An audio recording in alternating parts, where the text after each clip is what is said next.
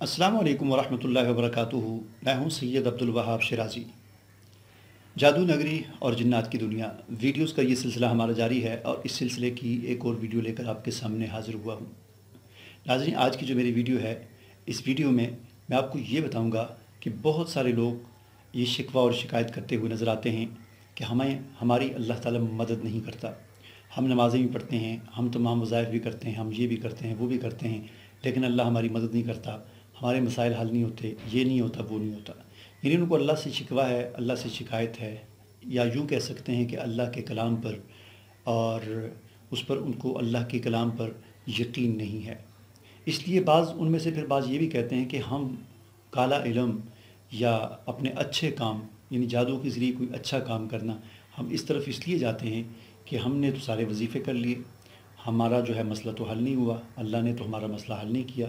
गोया कि वो यूँ कह रहे होते हैं कि नाउज़ बिल्लाह, अल्लाह ने हमारा मसला हल नहीं किया, इसलिए हम अब जादू यानी काला इल्म यानी शैतान के ज़रिए अपने मसले को हल कराने की कोशिश कर रहे हैं। तो ये कितनी बड़ी जुर्रत है कि कोई आदमी ये कहे कि मैंने सारे वजीफ़े कर दिए और मेरा मसला हल नहीं हुआ, क्या फिर भी हम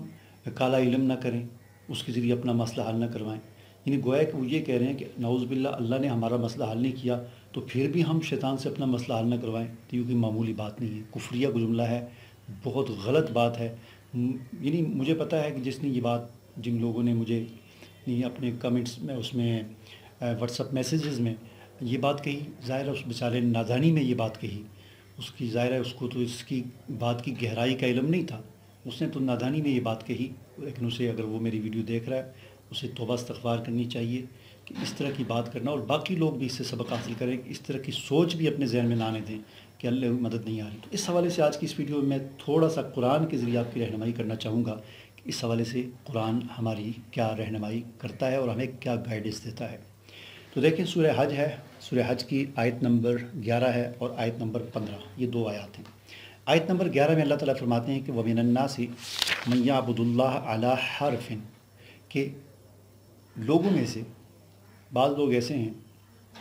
कि जो अल्लाह की बंदगी तो करते हैं लेकिन अला हरफिन, किनारे किनारे रहकर अल्लाह की बंदगी करते हैं। यानी मैदान में कूदते हैं, साहिब अजीमत नहीं है, मैदान में कूद कर बढ़ चढ़ कर वो अल्लाह की बंदगी, अल्लाह की दीन का काम नहीं करते, बल्कि किनारे किनारे रहकर करते हैं। फ़इन असाबहु खैर इत्मअन्न बिही, फ़इन असाबहु खैर नित्मअन्न बिही, अगर उनको खैर पहुँचे, अगर उस शख्स को खैर पहुँचे, यानी अल्लाह की बंदगी करते हुए उसका फ़ायदा हो, तो क्या करता है, वो बड़ा मुतमईन होता है। वइन असाबतहु फ़ितनतुन इनक़लब अला वजहिही, और अगर उसको कोई फ़ितना आज़माइश को भी कहते हैं, तकलीफ़, दुख, दर्द, गम, यानी उसकी अगर उसको इस अल्लाह की बंदगी करते हुए फ़ितने का सामना करना पड़ जाए, तो इनक़लब अला वजहिही, तो वो पलट जाता है, वो फिर अल्लाह को छोड़ देता है और वो इत्मीनान उसका जो है वो सारा ख़त्म हो जाता है। वो फिर दर दर की तरफ और दरों की तरफ मुतवज्जे होता है, आस्थानों की तरफ मुतवज्जे होता है, कहीं और जाकर टेकता है, अल्लाह पर से उसका यकीन हट जाता है। तो यानी ये एक नक्शा खींचा जा रहा है कि बाद लोग ऐसे होते हैं कि वो किनारे किनारे रहकर अल्लाह की बंदगी करते हैं, और अगर उनको अल्लाह की बंदगी करते हुए या दीन पर अमल करते हुए अगर कोई फ़ायदा हो तो बड़े खुश होते हैं, और अगर नुकसान हो तो फिर वो परेशान हो जाते हैं, उल्टे कदमों वापस पलट जाते हैं और गलत रास्तों की तरफ चल पड़ते हैं।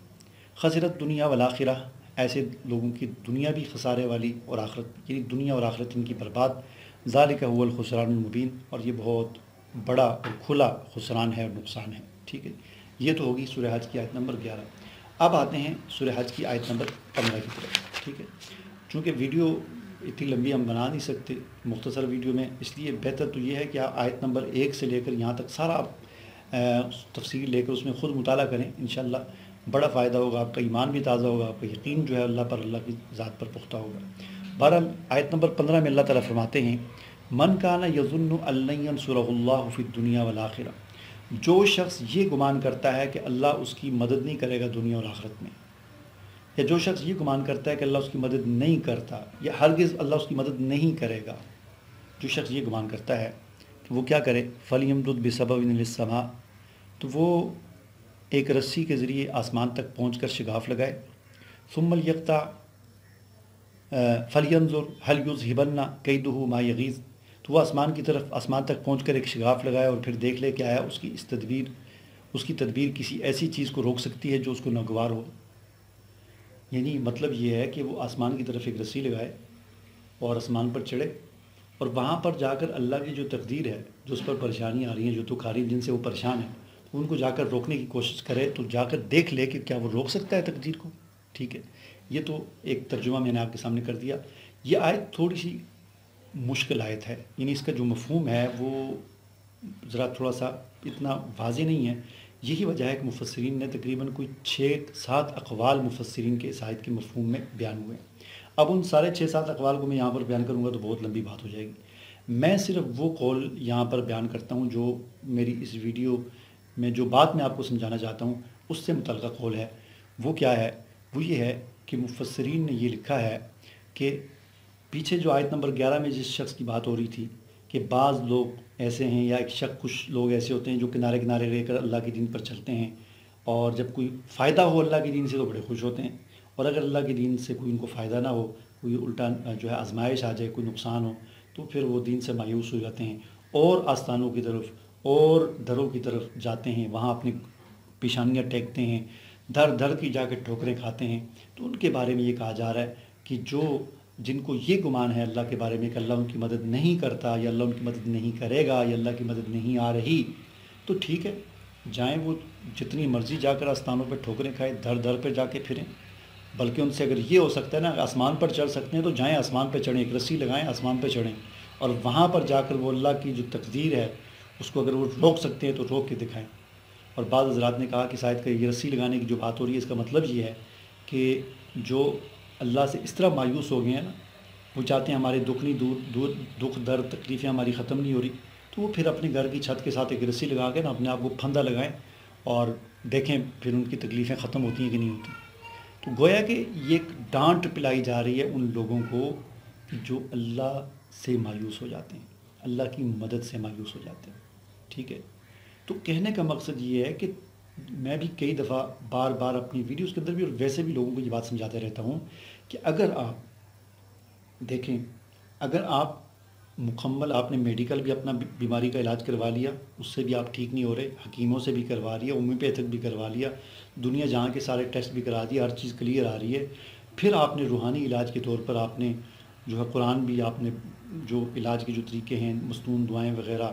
جو بھی وہ بھی آپ کروا رہے ہیں شریعت کے دائرے میں رہتے ہوئے، اور اس سے بھی آپ کو افاقہ نہیں ہو رہا، آپ ٹھیک نہیں ہو رہے، تو پھر کیا ہے؟ پھر یہ ہے کہ یہ اللہ کی آزمائش ہے۔ اس آزمائش کو صبر کے ساتھ جھیلنا ہے۔ صبر کے ساتھ جھیلنے کا یہ مطلب نہیں ہے کہ آپ ہاتھ باندھ کے بیٹھ جائیں، آپ اپنا علاج جاری رکھیں، اپنی کوشش جاری رکھیں، لیکن صبر کا مطلب یہ ہے کہ آپ نے صحیح راستے کو چھوڑنا نہیں ہے۔ جیسا کہ میں نے پہلے عرض کیا، کچھ لوگ کہتے ہیں کہ جی ہم جب وظائف سے بھی ٹھیک نہیں ہو رہے، قرآنی دعائیں پڑھنے سے بھی ٹھیک نہیں ہو رہے، تو کیا پھر بھی ہم کالے علم کے ذریعے اپنا مسئلہ حل نہ کروائیں؟ تو یہ تو بڑی غلط بات ہے۔ لہٰذا مطلب یہ ہے کہ جو بھی حالات آ جائے آپ نے صحیح راستہ نہیں چھوڑنا، آپ نے شریعت کے دائرے سے باہر نہیں نکلنا، آپ کی پریشانی دور نہیں ہو رہی تو آپ یہ سمجھیں کہ اللہ کی طرف سے آزمائش ہے، اور آزمائش کو صبر کے ساتھ آپ نے جھیلنا ہے۔ مجھے اجازت دیجیے، اللہ حافظ۔